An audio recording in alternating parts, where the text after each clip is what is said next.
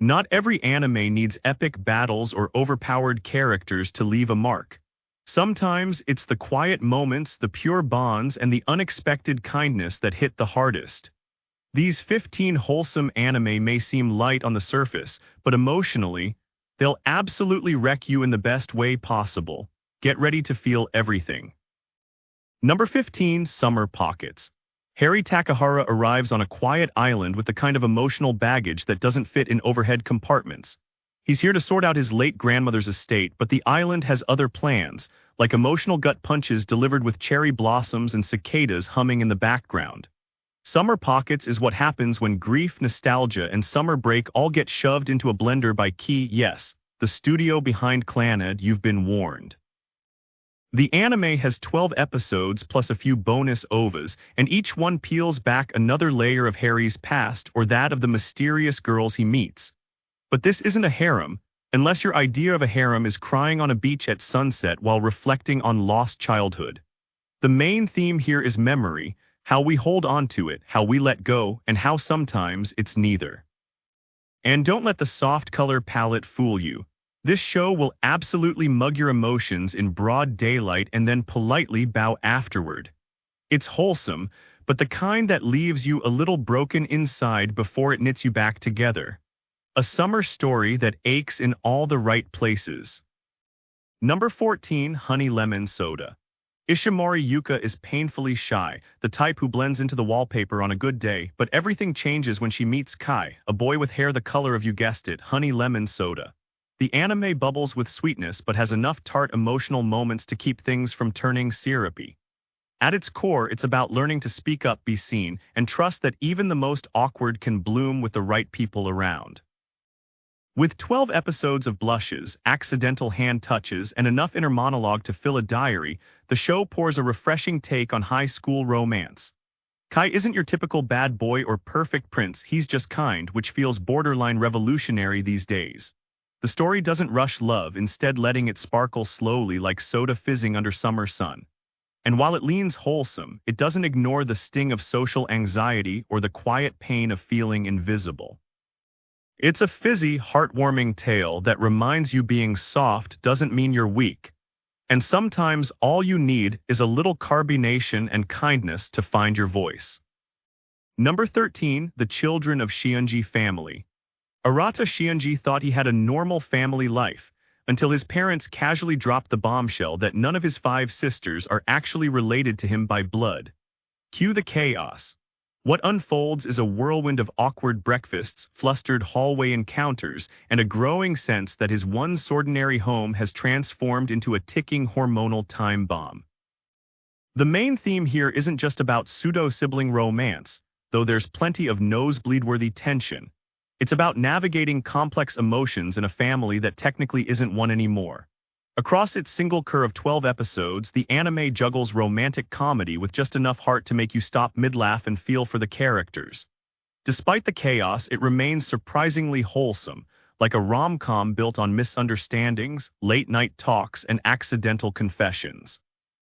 Arata, for all his internal panicking, tries to be decent, and that somehow makes the tangled mess even more hilarious. It's sweet, spicy, and occasionally uncomfortably honest, but always entertaining. Think Your Name met the Brady Bunch and spiked the punch with teenage hormones. Number 12, Zatsutabi. That's Journey. Chika Suzugamori is an aspiring manga artist who's so stuck in creative burnout, she decides to pack her bags and travel Japan solo in hopes of finding inspiration, or at least a reason to keep going. What follows is a slow, wandering journey filled with quiet towns, friendly strangers, unexpected detours, and the kind of self-reflection you only get when you're alone with your thoughts and an overstuffed backpack. The anime runs at an unhurried pace, much like Chika's travels, with 12 episodes that are less about where she goes and more about what she finds inside herself. The theme here is healing through movement, learning that it's okay to pause life's chaos by stepping outside of it. It's deeply wholesome but not in a forced way. It feels like fresh air after a long day stuck indoors.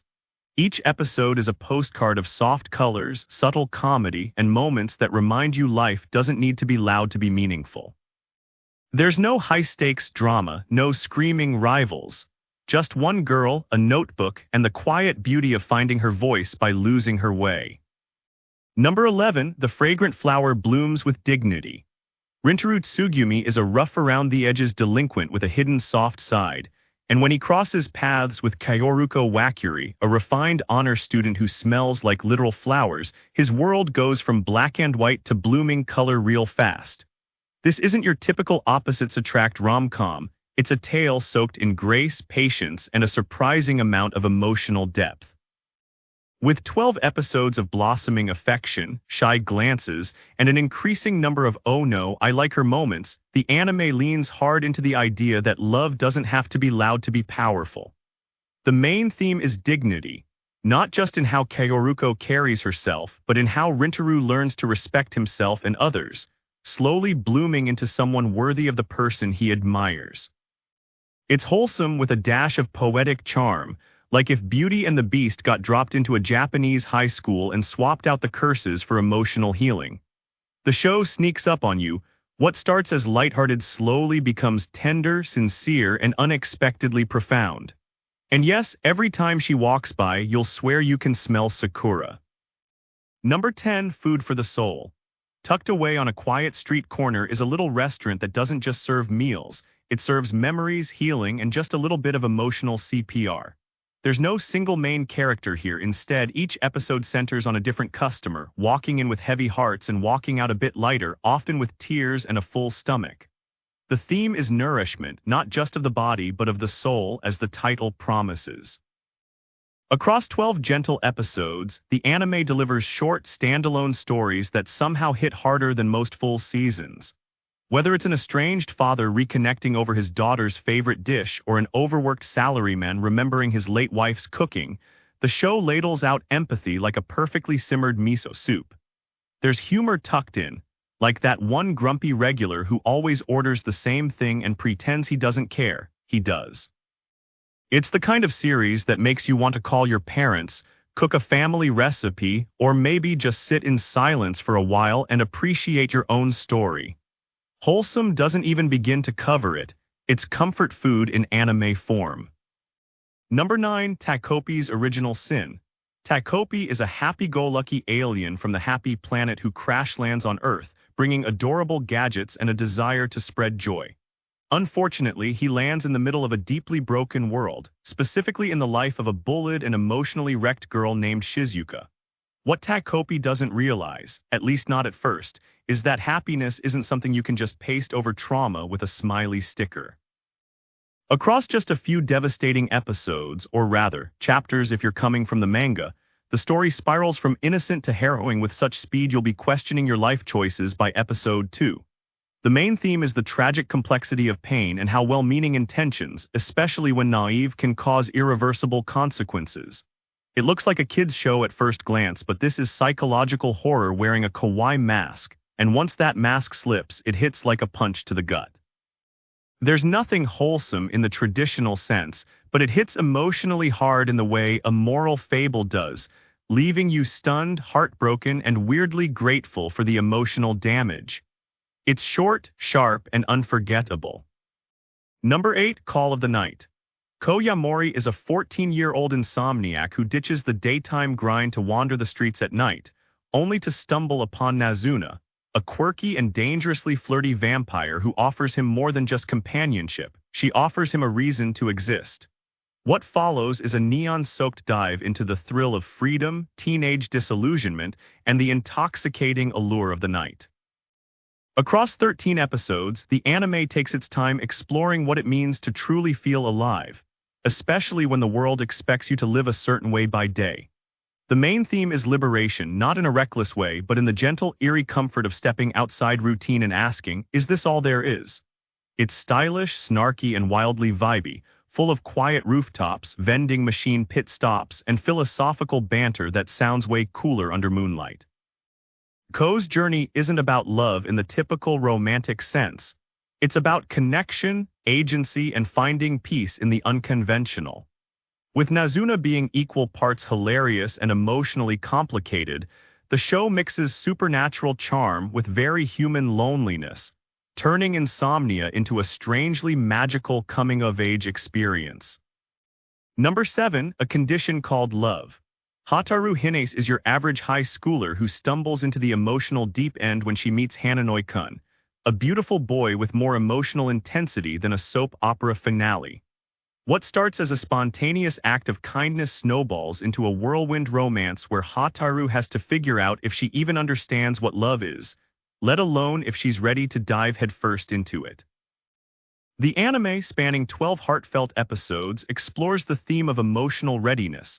Specifically, how love isn't just about warm fuzzies and holding hands, but about vulnerability, communication, and figuring out your own feelings before trying to carry someone else's. Hananoi is the kind of character who says, "I love you" with unnerving sincerity on day 2, while Hataru's inner monologue is basically one long "wait, what?" And that tension is where the magic happens. It's a wholesome romance, but it's also kind of a therapy session in school uniforms, showing how complicated relationships can be even when both people mean well. It's sweet, funny, awkward, and occasionally hits too close to home, like someone turned emotional confusion into a cute anime and gave it pink lighting. Number 6, my love story with Yamada-kun at level 999. Akin Kinoshita gets dumped by her boyfriend, and in the true spirit of post-breakup chaos, she vents her heartbreak in an online RPG. Because if you're going to cry, might as well do it while slaying digital monsters. That's where she meets Yamada, a pro-level gamer with zero social skills and the emotional range of a well-polished brick. What starts as pure inconvenience slowly levels up into something much sweeter as these two polar opposites form a connection that's awkward, wholesome, and sneakily romantic. Across 13 episodes, the anime explores the theme of unexpected connection, how healing doesn't always come from grand gestures, but sometimes from a quiet teammate who just shows up, says little, and still manages to change your life. Akin is all heart and impulse, while Yamada is emotionally constipated but weirdly endearing, and watching them stumble through miscommunications is half the charm. It's wholesome with a PvP twist, mixing romantic tension with hilarious in-game banter, social events, and the occasional jealous NPC.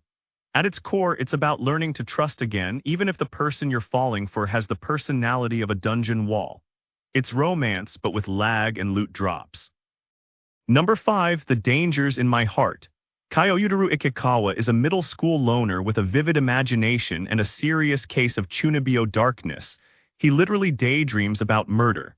But underneath all the edgy monologues and grim stares is just a painfully awkward boy trying to survive adolescence. Enter Ana Yamada, the beautiful and popular classmate who turns out to be way weirder than she looks. What starts as quiet stalking quickly and surprisingly wholesomely evolves into a slow-burn friendship, then a hilariously awkward romance. Over the course of 12 episodes in Season 1, and even better in the second season, the anime explores the theme of self-acceptance, using comedy and teenage cringe as its main weapons. It's all about peeling back the layers, showing that people are more than their outward roles.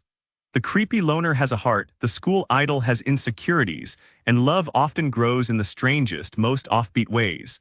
It's painfully real and weirdly tender, like watching two baby deer learn how to hold hands without tripping over their own hooves. The show is funny, smart, and far more emotionally rewarding than its title would ever suggest. It doesn't just hit you emotionally, it sneaks up behind you with a blush and a chocolate bar. Number 4, My Happy Marriage. Miyose Mori has lived her whole life as an unwanted shadow, treated like a servant by her stepmother and ignored by society for lacking magical ability in a world where power equals worth. But things shift when she's arranged to marry Kyoka Kyuru, a feared military officer known more for his icy demeanor than romantic potential. What follows is a slow-burning, achingly gentle tale of trauma, trust, and transformation. Across 12 beautifully drawn episodes, the main theme is healing, emotional, psychological, and relational. As Mio learns that love doesn't have to hurt and that maybe, just maybe, she is worthy of kindness. It's not your usual swoon and blush romance. It's a patient, sometimes painful exploration of what it means to rebuild yourself after years of being broken down. Kyoka isn't a knight in shining armor, he's a man learning how to be soft, and their connection grows not from dramatic gestures but from quiet understanding. It's wholesome in the truest sense, slow, steady, and healing like a warm blanket after a storm. If emotional scars could talk, this show would be their love letter. Number 3. Whisper Me a Love Song. Himari Kino falls head over heels for a girl in a band after hearing her sing at a school concert. Classic teenage heart thump, right? Except when she confesses her love, Yori Asanagi, the cool and reserved guitarist, assumes it's romantic love and she's very much on board. Cue the confusion. What unfolds over 12 pastel-colored, emotionally tangled episodes is a beautiful mess of feelings, music, and figuring out the difference between admiration and actual love. The main theme here is emotional clarity. Specifically, how young hearts often confuse inspiration for infatuation, and how that confusion can lead to both awkward hilarity and genuine connection. Yori's feelings are intense and sincere, while Himari is trying to decode her own heart with all the finesse of a cat walking across a piano. It's wholesome and funny, filled with soft glances, musical metaphors, and scenes that make you want to yell "communicate" at the screen, but in the most loving way possible. The romance moves with the rhythm of their guitars, sometimes fast, sometimes tentative, but always in sync with the growing understanding between them. It's sweet, sapphic, and emotionally tuned to the frequency of young love figuring itself out. Number 2. Once Upon a Witch's Death. Alyssa is a witch, powerful, feared, respected, and she's dying. No dramatic battle, no villain's curse, just the quiet, painful truth of mortality catching up with someone who spent her life saving others. But instead of wallowing, Alyssa decides to go out on her own terms, setting off on one final journey to say goodbye to those whose lives she touched.